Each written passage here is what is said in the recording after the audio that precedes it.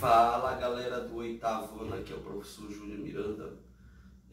Hoje vamos estar iniciando o segundo cadernão, Fundamentos Éticos.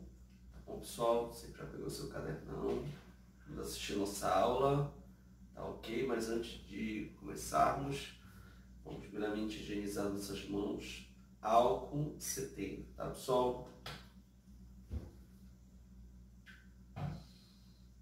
Álcool 70. Bom, uma forma que nós lutamos contra o coronavírus, tá vendo? Vamos lá, pessoal. Primeiro capítulo, página de número 2. Vamos estar tratando o tema Vida e Estações do Ano. Vamos lá. É meia-noite e o sol ainda brilha entre outubro e março, em regiões próximas ao Polo Sul. Em abril, setembro, isso ocorre no Polo Norte. Esse fenômeno se deve a dois fatores: a mudança da inclinação do eixo da Terra e os movimentos de rotação e translação do planeta nas regiões extremas, próximas aos polos, da Península Escandinava, ao norte, e Antártida ao sul. O Sol pode brilhar por até 6 meses ininterruptos, tá? Pessoal, a gente já começa aqui o nosso estudo com uma reflexão a respeito da Península Escandinava, tá bom? Onde lá acontece um fenômeno conhecido como Sol da Meia-Noite. Aqui no Brasil, por exemplo, quando é meia-noite, está realmente totalmente escuro. Que iluminação, as luzes dos postes, ou dos faróis de carro, ou das próprias casas. Mas à noite aqui no Brasil é escuro. Mas em lugares como a Península Escandinava, os polos norte e sul, isso pode se estender em torno de 6 meses, tá pessoal? No norte, 6 meses no sul, ou seja, em claro, 6 meses no norte e em claro, 6 meses no sul. Então, quando a pessoa olha ali, meia-noite, ainda está claro, ainda consegue ver o sol na madrugada, tá bom? Isso quer dizer o sol da meia-noite, tá bom? Isso dá devido ao eixo da Terra, tá? A gente vai aprender nas nossas aulas a respeito da rotação, da translação, do movimento que a Terra faz em torno dela mesma, tá bom? E em torno dessa grande estrela, que é o Sol, tá? Queridos, continuando aqui, nós vamos estar comentando alguns pontos que o livro dá como referência. E o primeiro é esse, ó. Escreva os nomes de 3 países que fazem parte da Península Escandinava, tá? Pessoal, 3 países, anota aí: Noruega, tá bom? Suécia, Finlândia e Dinamarca. Ou seja, são países, tá bom, que estão na Península Escandinava, tá? Esses países eles podem ter influência do que a gente falou aqui a respeito do Sol da Meia-Noite, tá bom? Vamos lá, continuando. Qual seria o país situado na América do Norte, onde poderia acontecer o fenômeno do Sol da Meia-Noite? Anote aí, pessoal. Esse país pode ser o Canadá, tá bom, pessoal? Mas além do Canadá, esse fenômeno pode ocorrer também no estado do Alasca, que pertence aos Estados Unidos. Então, em relação à América do Norte, pode ser o Canadá. E também ao Alasca, que pertence aos Estados Unidos, tá bom? Terceira pergunta: enquanto ocorre o Sol da Meia-Noite em um hemisfério, o que acontece no hemisfério oposto? Se, por exemplo, o livro já deu a entender aqui no início, né?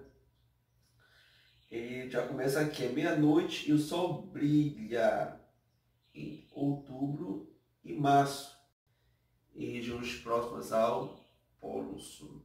Ou seja, o Polo Sul, a gente pode perceber pelo início do livro, em outubro, entre outubro e março, é claro lá, é claro, o sol da meia-noite é evidente, né, nessas regiões próximas ao Polo Sul. Tá? E já o Polo Norte entre abril e setembro, tá bom? Ou seja, enquanto vamos dizer no norte, tá bom? No norte, entre abril e setembro, é claro, no sul vai ficar escuro. Se no sul, no Polo Sul, entre outubro e março, é claro, então no norte vai ficar escuro. Ou seja, são opostos os polos. Enquanto um polo é claro, num determinado período de meses, o outro vai estar escuro. Enquanto um está escuro, o oposto vai estar claro. Tá? Então, pessoal, é simples. Isso em relação ao eixo de rotação da Terra. Tá, ok? Vamos falar aqui um pouco sobre sistema solar. Tá bom? Sistema solar, página de número 3. Tá, ok? Gente, vamos ler aqui. Assim mesmo, ó. Como vimos nos anos anteriores, o sistema solar é formado por um conjunto de 8 planetas, milhares de asteroides, satélites naturais e cometas, que se ligam ao Sol por meio da gravidade. É composto também uma grande quantidade de gases e poeiras interplanetárias que situam-se na Via Láctea. A formação de nosso sistema solar ocorreu aproximadamente 4,6 bilhões de anos, bom, a partir de uma mesma nuvem de poeira e gás, a qual é chamada de nebulosa solar primitiva. Em um dado momento ocorreu um colapso dessa nuvem e causou um desequilíbrio gravitacional que girou a contração, dando início à formação do sistema solar. Então, bem lá no início, tá? Era formado o universo com poeira e gases, tá bom? E ali a questão da força gravitacional, né, gerou essa nebulosa. E dessa nebulosa que nós vimos aqui, né, que é a solar primitiva, isso aproximadamente 4,6 bilhões de anos atrás, né? Então, com base nisso, foi formado a nossa Via Láctea, tá bom? Que é a galáxia, e nela está o nosso sistema solar. Tá bom? O Sol é uma estrela muito grande, né, que incide radiações em forma de calor, tá bom? Ou seja, transmite calor, ondas de calor, né? Ondas de calor para todo esse sistema solar, tá bom? Mantendo um aquecimento dos mais próximos e mesmo distante, aqueles mais distantes, emite uma determinada quantidade de luz, tá, pessoal? Continuando aqui, os planetas que compõem o nosso sistema solar são, repita comigo, Mercúrio, Vênus, Terra, Marte, Júpiter, Saturno, Urano e Netuno. Aí você pode perguntar, professor, não eram 9? Sim, eram 9. Plutão era considerado um planeta, tá bom? Só que até em agosto de 2006, né, Plutão foi considerado, né? Depois disso, a União Astronômica Internacional mudou os critérios para a definição de um planeta, tá bom? Então, ou seja, em 2006, né, esse grupo internacional de astronomia, eles foram estabelecer critérios para se confirmar o que é e o que não é um planeta, tá bom? Então, o Plutão até 2006 era um planeta. Depois disso, ele passou a ser desconsiderado, tá, pessoal? Vamos Vamos continuar aqui. Então, pelo fato de Plutão ser muito pequeno em relação a outros planetas, passou a ser considerado um planeta anão ou planetóide. Tá? Ele foi desconsiderado devido ao seu tamanho. A sua forma, ele era muito pequeno, tá? Comparado aos outros planetas, como Mercúrio, Marte, o próprio planeta Terra. Tá bom? Ele foi desconsiderado, tá, galera? A maioria desses planetas pode ser visualizada à noite, a olho nu, com a ajuda de um telescópio. Por não possuir luz própria, os planetas, ao contrário das estrelas, só pode ser visto graças à luz que refletem do Sol, tá? Eles não emitem luz, como as estrelas. Então, a forma de nós visualizarmos esses planetas, a maneira mais precisa é o telescópio, tá bom, pessoal? Fora isso, só a luz incidente do Sol pode nos ajudar a observar. Bom, aqui no nosso livro tem as fotos, tá bom? As fotos desses planetas, eles estão aí. Tá bom? Na letra A tem Júpiter e na letra B, Saturno, tá, pessoal? Saturno, ele tem aqueles discos, né, que rondam. Ao redor dos planetas gravitam 162 satélites, luas planetárias, né? Entre eles está a Lua, que é um satélite natural da Terra, planeta em torno do qual gravita ao redor do planeta Terra, tá, pessoal? Ou seja, tem outros satélites que estão distribuídos pelo nosso sistema solar que podem nos dar informação a respeito desses planetas, o tamanho, como está caminhando, tá bom? E a própria Lua é como se fosse um satélite natural, beleza? Continuando aqui, páginas número 4 e número 5, como você pode ver, é uma imagem do sistema solar, tá, ok? Onde pega a grande estrela, que é o Sol, e as demais nove planetas que estão distribuídos no sistema solar, tá, ok? Nós percebemos que Mercúrio está mais próximo do Sol, ou seja, lá a radiação solar é muito intensa, tá, pessoal? Vênus vem depois, Terra vem em terceiro. A Terra, para estar próxima do Sol, em alguns pontos ela recebe maior quantidade dessa radiação solar, tá? Aí depois vem Marte e finaliza os 4 planetas pequenos. Depois disso vem os planetas grandes, aqueles com maior tamanho. Já vem a parte de Júpiter, Saturno, Urano volta a diminuir. Tá? Os 2 maiores planetas que tem no nosso sistema solar são Júpiter e Saturno, tá, galera? Para finalizar, vem os planetas pequenos, que é Urano e Netuno. Vamos ler a legenda do nosso livro, que diz assim mesmo: o sistema planetário tem o Sol como estrela central, orbitando por objeto espacial natural, formou-se pela compressão gravitacional de gases e nuvens de poeira aproximadamente 4,57 bilhões de anos atrás. Tá bom? Então, isso foi as origens de quando começou, que era poeira, né, e gases que estavam ali ao redor. Tá bom? Pela força gravitacional, todo esse sistema. Tá, pessoal? A massa do Sol, segundo o nosso livro, corresponde a 99,86% de toda a massa do sistema solar, ou seja, é muita coisa, pessoal. O sistema solar movimenta-se em uma órbita elíptica em torno do centro da galáxia, com uma velocidade média de 200 km por segundo. Essa órbita leva, olha só, quantos anos para ser completado, tá, pessoal?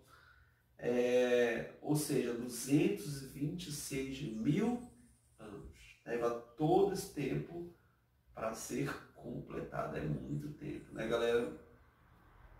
Vamos virar aqui a página. Nossa aula já está terminando. Eu vou ler só esse ponto aqui para vocês, os movimentos da Terra, que é o segundo ponto. na página 6, tá? A gente vai ver semana que vem a respeito de rotação, translação e por aí vai.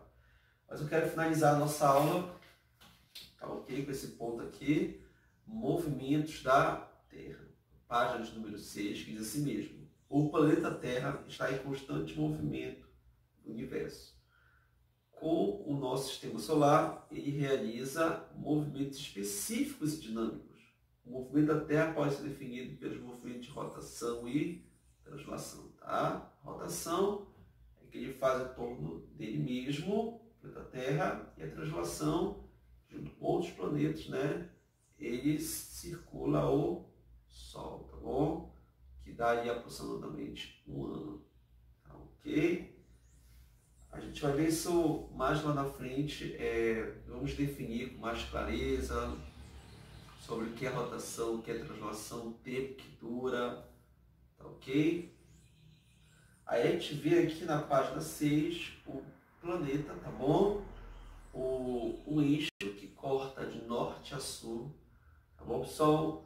Ou seja, o eixo imaginário, foi como delimitou para objeto de estudo, tá ok? As principais linhas do planeta Terra são, primeiro ponto, os polos, tá bom?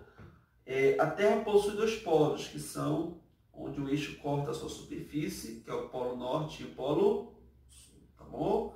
Ou seja, esses dois eixos opostos, eles delimitam, ou eles organizam, né? O eixo corta a superfície da Terra, tá? Segundo ponto, o eixo da Terra é uma linha imaginária que cruza o centro do planeta quando ele executa o movimento de rotação de oeste para leste, tá ok? É um movimento que a gente vai aprender, um movimento de anti-horário, tá bom? E que ele vai de oeste para o leste, tá bom? Esse é o que nós chamamos de uma linha imaginária que cruza o centro do planeta. Terceiro ponto, desculpa. Linha do Equador. É a linha que divide a Terra na horizontal em hemisférios norte e sul. Então, existe essa linha aqui, ó, pessoal. Na horizontal, que nós chamamos de linha do Equador. Tá, ok? E a linha que corta vertical já seria essa dos polos, tá? Então, continuando aqui, além da linha do Equador, inclusive nós, Belém do Pará, está próximo da linha do Equador, tá, pessoal? Outro ponto, os paralelos, tá? São círculos menores, como o próprio nome indica. Estão paralelos ao Equador. Os principais paralelos são o Trópico de Câncer, Capricórnio, Polar Ártico e Círculo Polar Antártico, tá bom? Ou seja, são 4 trópicos que estão localizados com paralelos no nosso planeta. Paralelos porque eles são paralelos, um próximo ao outro, tá bom? Só que de forma, né, só que próximos um ao outro, ok? Meridianos. Os meridianos são indicados por linhas imaginárias traçadas na vertical, tá? Então, os meridianos eles estão na vertical e os paralelos estão na horizontal, tá, pessoal? Os paralelos eles estão na mesma direção da linha do Equador, tá? São 4, como a gente definiu agora um pouquinho, tá, ok? Já os meridianos eles estão na vertical, os paralelos na horizontal. Continuando sobre os meridianos, em relação à linha do Equador, eles estão na vertical, né? Em relação à linha do Equador. E passam pelos polos da Terra. O principal meridiano do planeta é o Greenwich, tá? É o principal meridiano do nosso planeta. Com base nos paralelos foram criadas as latitudes, né? E nos meridianos as longitudes, tá? Então, em relação aos paralelos foram criadas as latitudes Em relação aos meridianos, foram criadas as longitudes.